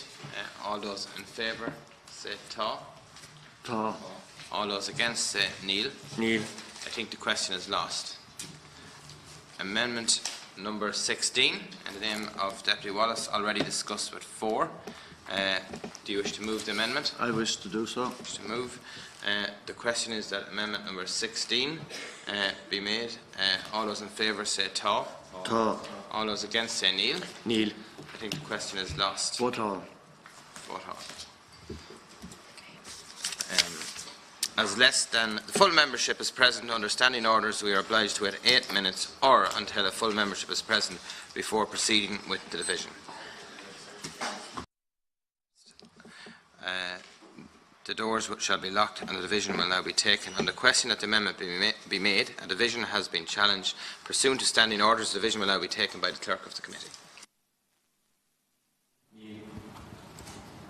Deputy Peter Burke. Neil. Deputy Joan Burton, not here. Deputy Tom Neville. Neil. Deputy Jonathan O'Brien. Tom. Deputy Jack Chambers. Tom. Deputy Dara O'Brien. Tom. Deputy Paul Murphy. Tom.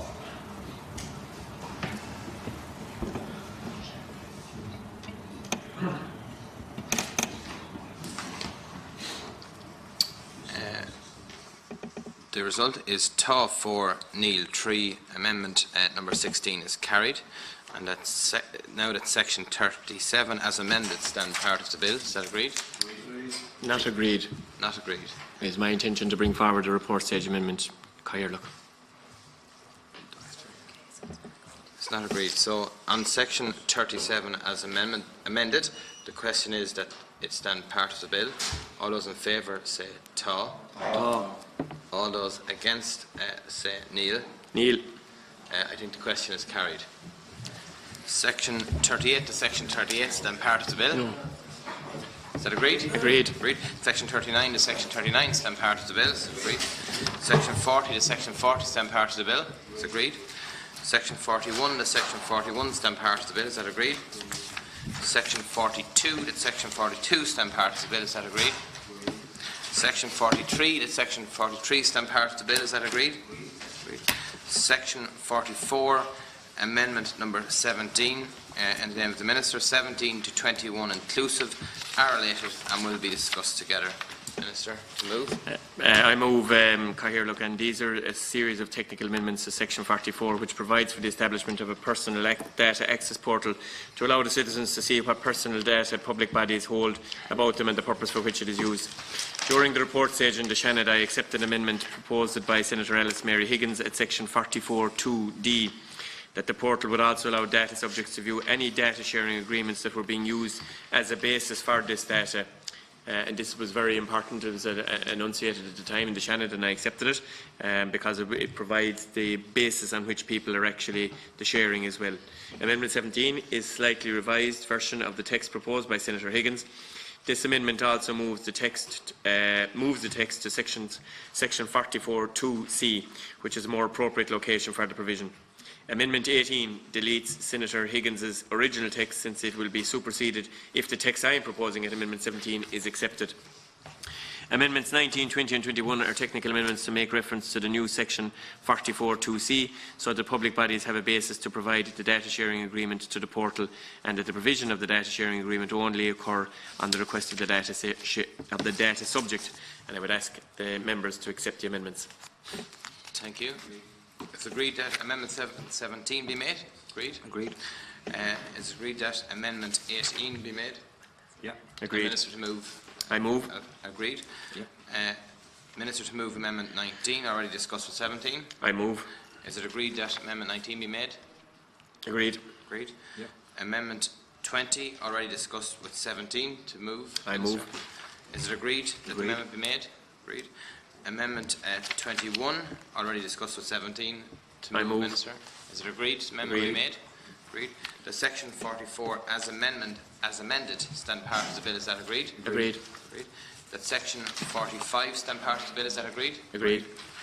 Section 46, Amendment 22, 22 and 23 are related and will be discussed together. Minister to move. I move. Amendment 22 removes the provision of section 46(6) that any contracts the Data Sharing Governance Board enters into in respect of consultancy shall be subject to public competition. This was an amendment to section 46 proposed and accepted in the Shannon. The Office of the Attorney-General has since advised that it has significant issues with the provision. Public procurement law applies across the board to all public bodies, and it is not the norm to specify in legislation that it applies to a particular body or a particular type of contract. The Attorney-General has advised that the inclusion of this provision could call into question whether procurement law applies to some bodies but not to others, and I know that wouldn't be anybody's intention here. Obviously, we can't have a situation so that the provision must be deleted. I would like to reassure the committee, however, that the laws of public procurement do, of course, apply to the Data Governance Board in the same manner that all of the laws of the land would apply to such a body. Amendment 23 is a technical amendment in nature to section 47(6) concerning the membership of the Data Governance Board to add the word persons, which was inadvertently omitted from the text. Deputy Murphy. Yeah, so like the Minister said, this is a reversal of and deletion of an amendment that the Minister did accept at the stage in the Seanad. I'd suggest that maybe the Minister might withdraw Amendment 22, subject to further discussion again. The point being that it's an amendment in order to have transparency. It was an amendment which I understand on the basis of the discussions and the agreement of the Minister to accept the amendment. Another amendment from Senator Higgins was then withdrawn, which would have been Amendment 59 at the presumably the committee stage of the Shannon.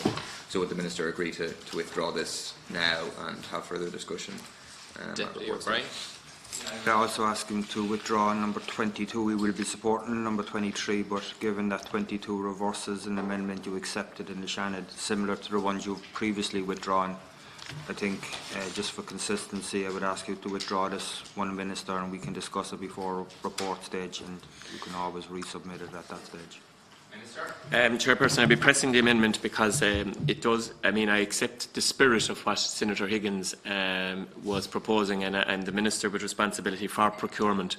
And, you know, what we want to avoid is any situation where existing procurement contracts and those procurement contracts that are put in place through competitive practice, which are already laid out in frameworks and underpinned by European Union directives on procurement, would be anyway undermined by the proposed amendment.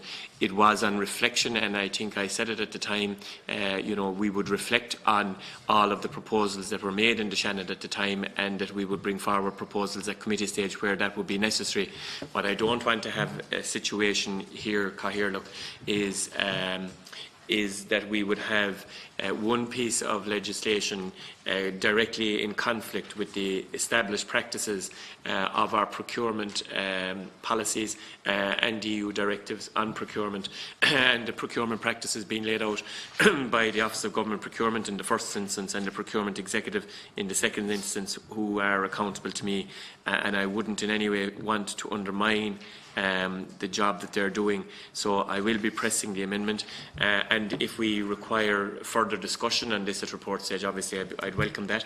And I would also again reiterate that my officials, and indeed the officials of the procurement sector within my own department, would be willing to speak to the deputies and to the Senator if that signal is made.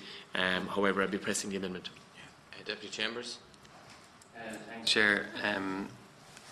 You mentioned existing contracts. I mean, surely the legislation can't be retrospectively applied to any existing framework or contract, and obviously if something has to be rolled over, the wording of the amendment is that they're subject to public competition. I'm not sure how that would provide any specific directive on your office or on the procurement process or even on EU law in terms of the legislative consequences for it. It's simply mentioning public competition. It's very general wording, quite ambiguous. I mean, it doesn't. I'm not sure how. I'm not sure how the retrospective element that you mentioned in your initial remarks would follow through. Because, Deputy, through the Chair, the procurement of any services by government and public bodies at the moment is not specified in any piece of legislation either. We don't, as a norm, do that. And to be now underpinning a specific element of public procurement in a specific piece of legislation could be reflected on the public procurement in other elements of spending, that there was somehow an issue in relation to the legality of the others. And rather than do that, the established practice that's laid out under the EU procurement directives is the manner in which we would be pursuing all of the procurement across the board, whether that's in health, education, defence, the Office of Government Procurement, local authorities. They're all laid out on the same basis. So to single out one element here could, and this is the advice that we have received from the Attorney-General, could infer a legal, a question of the legality of the others, which of course I know we would not be trying to intend, and it's on that basis that I am seeking to withdraw lines 21 and 22. Brian? I don't get where the Minister is coming from, and here's the reason I don't get it. We're talking about the functions of the board, right? And it says the board shall, and it gives us a list of what their functions will be.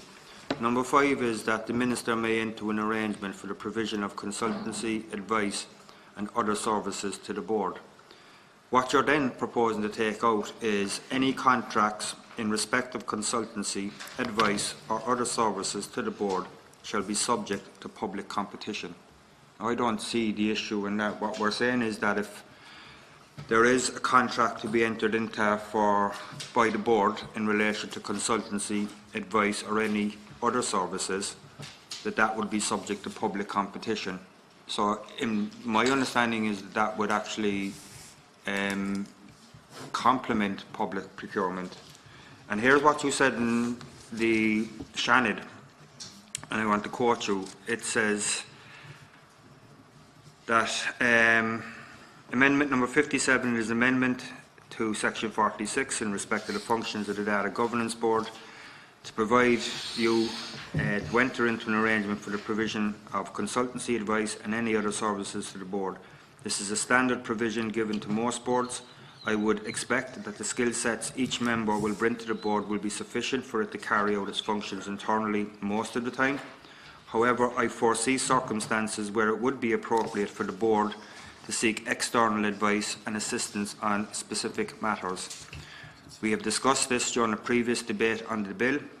This particularly arises where the board is developing data management rules, procedures and standards and may need to draw on specialised technical advice on certain matters. Nobody would want a situation where we tie the hands of the board so it could not get external advice, and I propose to accept Amendment 58 for this reason. So, maybe you could just explain in relation to the public procurement, because what we're taking out of the function of the board is that if they do enter into any contracts in relation to consultancy, advice and other services, that those contracts would be subject to public competition. If we take that out, are we not saying that those contracts would not have to go through public procurement, would not have to be subject to public competition, that the board could actually just go to one individual and enter into a contract with them privately without having a public competition? No, Deputy. What we're saying is that the procurement of consultancy services, which I said in the Shannon, may very well be necessary, and legal services and accounting services, if we don't have the skill set, would be the subject of existing procurement law. And existing procurement law across all agencies and all government departments and all public bodies are carried out under a strict code already, for which I am the Minister that has responsibility for. So what I'm saying here is that under the advice of the Attorney-General, the net result of this could be perceived to be calling into question the legality of everything else that we procure. And if the members are in agreement that I make this amendment today, we can have further discussion on this at report stage, and I can provide further assurances to the deputies if they so wish, and I can give again that invitation for deputies to engage with my department. We don't specify in any other piece of legislation where there is a necessity for the procurement of services, for which there probably are in the thousands, if not in the tens of thousands, that anything other than predetermined law would be the law that would be the norm. The law in this question is the law of procurement, which is set out under EU directives and which is set out under the Office of Government Procurement in my own department and the Procurement Executive. However, to proceed with this, it could, and this is the advice that I have been given, it could call into question all of the other elements of procurement that are set out in other pieces of legislation where this is not reflected. And I know that that is not the intention. It certainly wasn't the intention in the Shannon, and it's not my intention either. I don't accept that, Minister. Minister, I sit on the PAC, and one of the consistent findings that the Controller and Auditor General will always have in most of his reports is the failure to comply with public procurement. And that happens across all departments, and let's be honest about it, it happens across all departments where there is a failure in certain cases not to comply with public procurement. And I don't see anything in relation to what's in the bill now saying that it should be subject to public competition, contradicting existing procurement law. I just don't see where that contradiction is, and we won't be supporting this amendment. I share the concerns. I think, Minister, if you have concerns, say, regarding the clarity or another piece of legislation, you could amend the you could amend that particular line that you're proposing to delete to allow it to fall into existing procurement law, but to simply delete it when we know that the present guidelines are soft, and as Deputy O'Brien mentioned, there are huge issues brought up at the PAC on a regular basis with procurement. I mean, basic legislative interpretation means we know that this is the function of the board and it relates specifically to that board and what contracts they enter. It doesn't go beyond any other aspect of procurement law. Someone couldn't make a challenge on the basis of section 46(6), because if it doesn't specifically reference them and relate to them, you couldn't have a legislative interpretation. So I'm not sure even where the Attorney General's advice follows through on that. I mean, any basic, we can't interpret another piece of legislation or another precedent elsewhere for this existing legislation. And I think perhaps you could amend it to clarify it at report stage, but I think to just delete it and forget about it at this stage, I don't think it would be appropriate. If the members are agreeable, if the amendment is accepted, I will revert to this issue at report stage and bring forward further clarification at report stage. Minister, you're a nice guy, but you're still a government minister, and my trust levels are very low when it comes to government ministers. Deputy O'Brien and myself have had a lot of engagement, and the Deputy knows that anything that I have committed to previously in the carrying out of legislation that I follow through. So if you're agreeable to the amendment, I will bring forward further clarification in relation to this. And if necessary, if there's a necessary amendment or necessary insertion that doesn't in any way conflict with the current legal status of how procurement law is currently carried out, if we can come up with a formula of words, fine. If we can't, I don't want to in any way undermine existing procurement practices. But if the members are agreeable to allowing the amendment to take place, I'll reflect on this with my officials, and I'll extend again the invitation to the deputies to engage with us. What I'll agree to, Minister, is that if you leave it in, I'll reflect on it, and if you come up with an alternative wording, well, I'll be more than happy to vote for that. I think you're an honourable person too, Deputy, so I'll meet you halfway along the road. Withdraw it, so. With the full knowledge that it may be my intention to bring the exact amendment back into and we will study those wordings, and if it's appropriate, then we will support it. Minister. Yeah. Withdrawn. Amendment number 20. Sorry, to section 46 as amended of stand part of the bill. Agreed. Or to section 46 stand part of the bill. Is that agreed? Agreed. Section 37 amendment 23 already discussed with 22. Minister to move. What amendment are we on, Chairman? Sorry. 23. 23. Already. Yeah, I move. You move. Is amendment 23 agreed? Agreed. Agreed.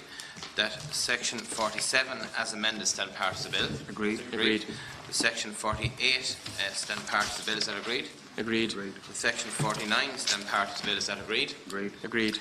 That section 50 stand part of the bill, is that agreed? Agreed. The section 51 stand part of the bill, is that agreed? Agreed. Agreed. That section 52, if amendment 24 already discussed with 12. Minister to move. I move. Move. Is amendment 24 agreed? Agreed.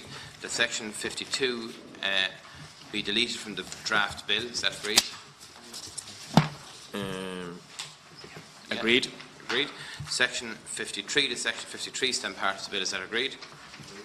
The Section 54 stand part of the bill. Is that agreed? Agreed. Section 55, Amendment 25, Minister to move. I move. Move. Is Amendment 25 agreed? Agreed. I'd like to have a bit of discussion on 25. Again, 25 is something which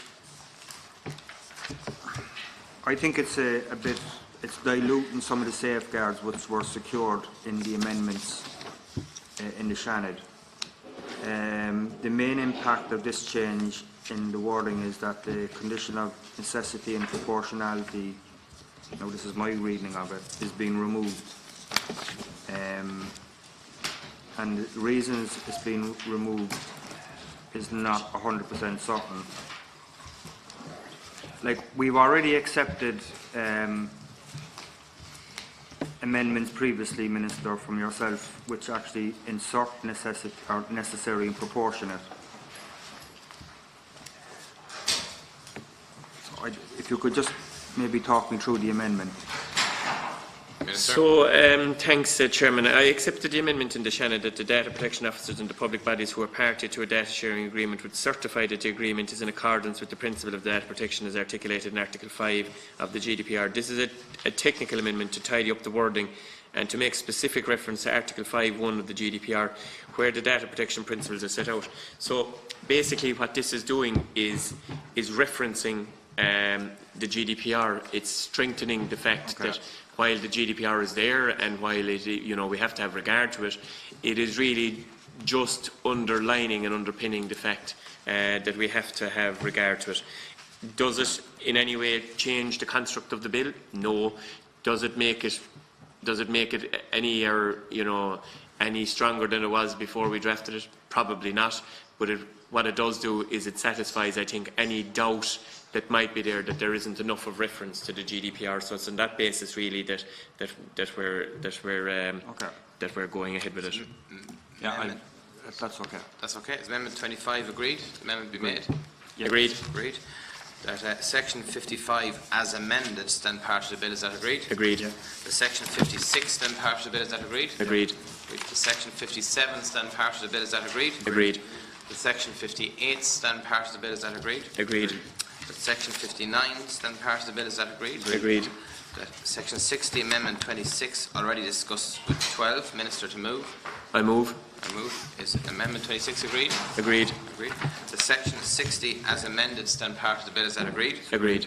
The Section 61 stand part of the bill. Is that agreed? Agreed.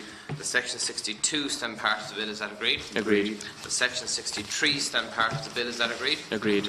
The Section 64 stand part of the bill. Is that agreed? Agreed. The Section 65 stand part of the bill. Is that agreed? Agreed.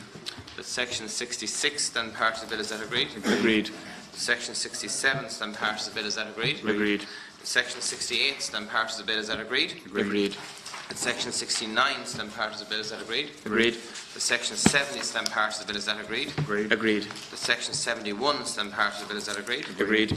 Section 72 Amendment 27 and 30 are related and will be discussed together. Minister to move. Chairman, again, these are technical in nature. Amendment 27 concerns the Revenue Online Service ROS digital signatures. These signatures are used extensively by businesses for the filling and payment of tax and duties. What I'm proposing here is an amendment to the Tax Consolidation Act of 1997 that will allow for other public bodies to accept ROS signatures when providing services to the public. This should allow for a greater number of transactions between businesses and public bodies to be carried out online in line with our ambitions to digitise public services to the greatest extent possible. This is also a consequential technical amendment required to the long title of the bill to refer to the proposed amendment of the TCA, and this is provided for in Amendment 30, which has already been discussed. I think these amendments will bring substantial benefits in terms of the range of additional services that could be offered to online businesses, and I ask that the committee would support it. Yes, thank you. Is agreed 27? Amendment 27? Agreed. Agreed. The Section 72 as amended stand part of the bill. Is that agreed? Agreed. The Section 73 stand part of the bill. Is that agreed? Agreed. New section Amendment 28 and 31 are related and will be discussed together. Chairman, I move Amendments 28 and 31. Amendment 28 is technical amendment to Section 6 of the National Shared Services Office Act 27 to correct an error in the Irish translation of the English name of the office. The English version of the title in Section 6.1 is the National Shared Services Office. The definite article, the, is included. In the Irish language version provided, if ignáisiúnta Sharvishi Corainte, the definite article was omitted. There are two articles in use in the English language, the definite article the and the indefinite article a or an. As a result, omitting the definite article in English, this is like my leave insert, Mokoni look, does not render the noun indefinite. The use of the indefinite article serves for that purpose. For this reason, the definite article is regularly omitted in the titles in English, as it allows for the use of a more concise title in signage. Example, the Department of Education, for example, and indeed the title head of Section 6. This is not possible in the Irish language, however, as an omission of the definite article automatically renders a noun indefinite. The article the is clearly intended and expressed in the English version of the title in Section 6.1, but the Irish language title, the article an, is omitted. The purpose of the amendment is therefore to correct the oversight. An amendment is also required to the long title of the bill to reflect that it provides an amendment to the National Shared Services Office Act of 2017. This is provided for in Amendment 31. Amendment 31 provides for the insertion of a reference to the amendment to the Ministers and Secretaries Amendment Act of 2011 in the long title of the bill. This relates to Section 72 of the bill, which provides for an amendment to Section 17A of the Ministers and Secretaries Act to allow the Minister for Public Expenditure and Reform to collect and process public service information under Part 5 of this bill. This reference should have been included in the long title when the bill was first published, but was omitted due to an oversight, and the amendment is technical in nature and is intended to correct this. Thank you. Section 28, new section is agreed section be inserted. Agreed. Agreed. 28. Agreed. Schedule Amendment 29. Minister to move. Chairman, I move. This is a technical amendment to delete the Dunleera Harbour Company from the schedule to the bill. The schedule lists those public bodies that are not subject to the legislation. In the main, these are commercial state-owned enterprises. As the members are no doubt aware, the Dunleera Harbour Company was dissolved on the 3rd of October 2018 and its assets and liabilities transferred to Dunleera Rathdown County Council. Since the company no longer is in existence, it is appropriate to remove the reference from the schedule. Thank you. Amendment 29, is that agreed? Agreed. Agreed. That the schedule as amended be scheduled to the bill, is that agreed? Agreed. Agreed. Title Amendment 30, already discussed with 27. Minister to move. I move. Move. Is Amendment 30 agreed? Agreed. Agreed. Amendment 31, already discussed with 28. Minister to move. I move. Move. Is Amendment 31 agreed? Agreed. That this be the title of the bill, an act to provide for the regulation of the sharing of information, including personal data, between public bodies, to provide for the regulation of the management of information by public bodies, to provide for the establishment of base registries, to provide for the collection of public service information, to establish the Data Governance Board, to amend the Taxes Consolidation Act 1997, to amend the Social Welfare Consolidation Act 2005, to amend the Ministers and Secretaries Amendment Act 2011, to amend the National Shared Services Office Act 2017, and to provide for related matters. Is that agreed? Agreed. Agreed. Thank you. In accordance with Standing Order 90, the following message will be sent to the Clerk of the Dáil. The Select Committee on Finance, Public Expenditure and Reform and Taoiseach has completed its consideration of the Data Sharing and Governance Bill 2018, Shannon, and has made amendments thereto and has amended the title. The meeting of the Select Committee is adjourned until 2 p.m. This afternoon. I remind members on Tuesday, 11th of December, I remind members that a meeting of the Joint Committee will commence at 2 p.m. Thank you.